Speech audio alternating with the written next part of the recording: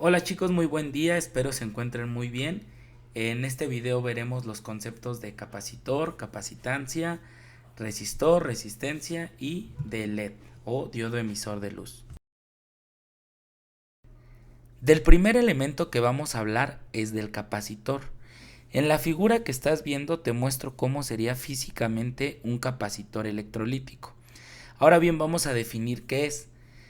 Un capacitor es un elemento capaz de almacenar energía. ¿Cómo o de qué están compuestos? En su interior están compuestos por dos placas conductoras y estas dos plaquitas están separadas por un material dieléctrico. Ahora, lo más importante de esto es que entre estas dos placas es donde se va a dar el almacenamiento de carga eléctrica o energía. También es muy importante que hablemos de la capacitancia, pues la capacitancia es una propiedad que tienen los capacitores y la vamos a definir de la siguiente manera. La capacitancia es la medida de la carga o qué tanta carga puede tener un capacitor en su interior. La unidad de medida que se utiliza para medir esta capacitancia, esta capacidad de carga, son los farads o faradios. Hay una característica muy importante que tenemos que saber para la práctica y es la polaridad del capacitor. Vamos a hablar acerca de ello. Los capacitores van a tener dos terminales, como podemos ver en la figura. Cuando compras un capacitor nuevo, generalmente suele tener una terminal más larga, que se considera la positiva, y una terminal más corta, que es la negativa. Pero bueno, suele suceder que cuando ya estamos utilizando los capacitores, a veces le recortamos las terminales y ya no sabemos cuál es la más larga o cuál es la más corta. Entonces vamos a ver de qué manera se identifica. Del lado donde es la terminal negativa, si te das cuenta, en el cuerpo del capacitor tiene una rayita blanca, que ahí nos va a decir que esa terminal es la negativa. Y del otro lado no tiene nada, está pintado de negro o del color que sea el recubrimiento, y esa va a ser la terminal positiva. Allí también en el cuerpo del capacitor vamos a tener de qué valor es, de cuántos faradios es. Generalmente los capacitores están en el orden de los microfaradios, entonces esas serían las características que tenemos que checar de un capacitor: cuál es la terminal positiva, cuál es la terminal negativa y cuál es su capacitancia del elemento que vayamos a utilizar.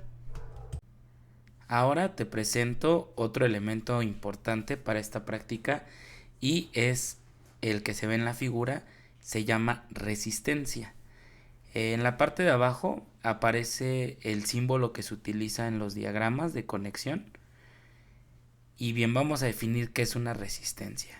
Una resistencia es un elemento electrónico que controla el flujo de los electrones que pasan a través de ella. Pareciera complicado el concepto, ¿verdad? Pero no lo es tanto.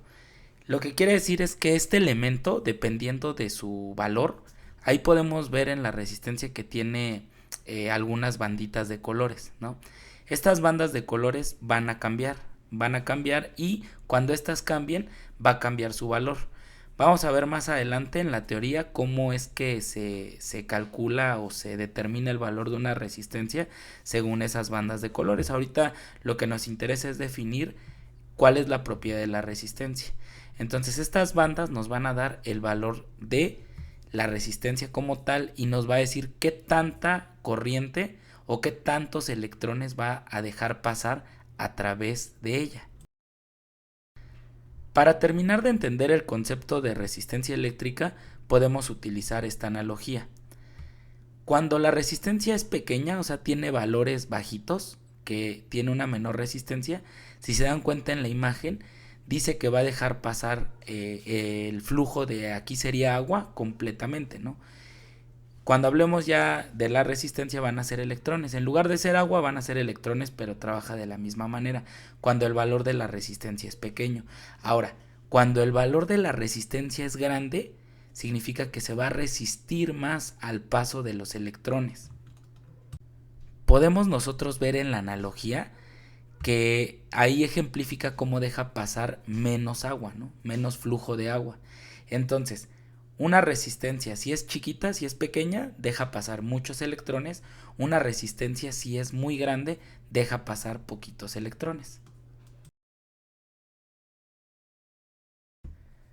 La unidad de medida que tiene la resistencia se representa con el símbolo que está en la imagen, que es una letra griega que se llama omega y se leen como ohms.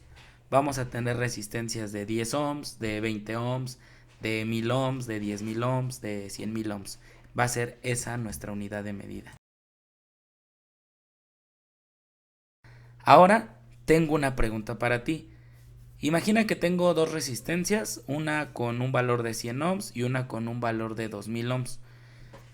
La pregunta es, ¿cuál de estas dos resistencias permitiría más el flujo de electrones? ¿Cuál permitiría más flujo a través de ella de carga eléctrica? Te voy a dar unos segunditos para que lo pienses y respondas.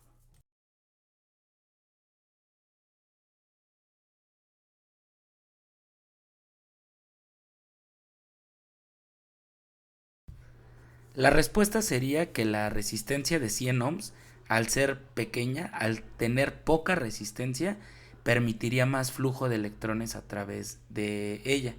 Y la resistencia de 2000 ohms, como es más grande, se resiste más al flujo, entonces va a permitir muy poquito flujo de electrones a través de ella.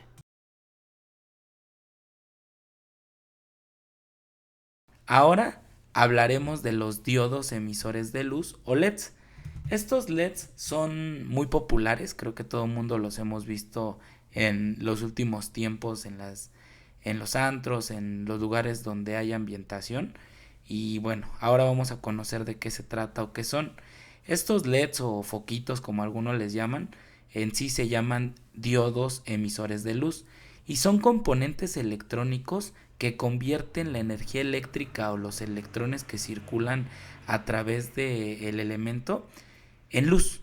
Es lo que hace básicamente este elemento electrónico.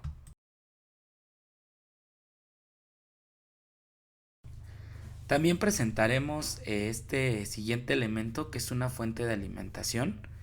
Las fuentes de alimentación se utilizan en todo tipo de aparatos electrónicos, en la computadora, en laboratorios. Esta fuente que presento es la de un laboratorio.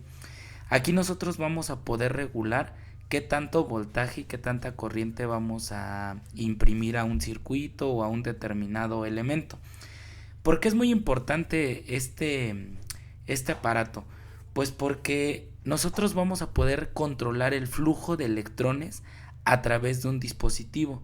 Es muy importante puesto que si no se controla el flujo de electrones podemos nosotros quemar lo que estemos alimentando. No sé si en algún momento tú te has preguntado por qué hay eliminadores, por ejemplo, para alguna bocina que son de 5 volts, o hay eliminadores que son de 12 volts, o hay algunas fuentes de alimentación que para tu laptop son de 19 volts, o para alguna otra computadora son de 24 volts. Esto va a variar dependiendo de la cantidad de energía que requiere el dispositivo que vamos a alimentar. Es claro que no todos los aparatos van a requerir la misma cantidad de energía. Un aparato tal vez requiera más poquitos electrones para funcionar, va a haber aparatos que requieran más electrones para funcionar, entonces de eso va a depender que la fuente de alimentación sea de un valor o de otro. Esta que te presento es una fuente que puede variarse desde 0 a 30 volts y vamos nosotros poderla regular para la necesidad que nosotros tengamos en un laboratorio en específico o para alguna práctica o para alguna alimentación especial. Este último elemento que te presento es un protoboard y pues nos va a servir para hacer ahí circuitos de prueba para conocer algunas características como las del capacitor, del LED, de la resistencia. Generalmente se utilizan porque se pueden hacer conexiones ahí de manera muy rápida y poder hacer pruebas sin la necesidad de soldar o sin la necesidad de hacer ahí algún amarre especial. Entonces esta tablilla se utiliza mucho para prácticas de componentes electrónicos como son los que acabamos de ver, que es el capacitor, la resistencia y el diodo emisor de luz OLED.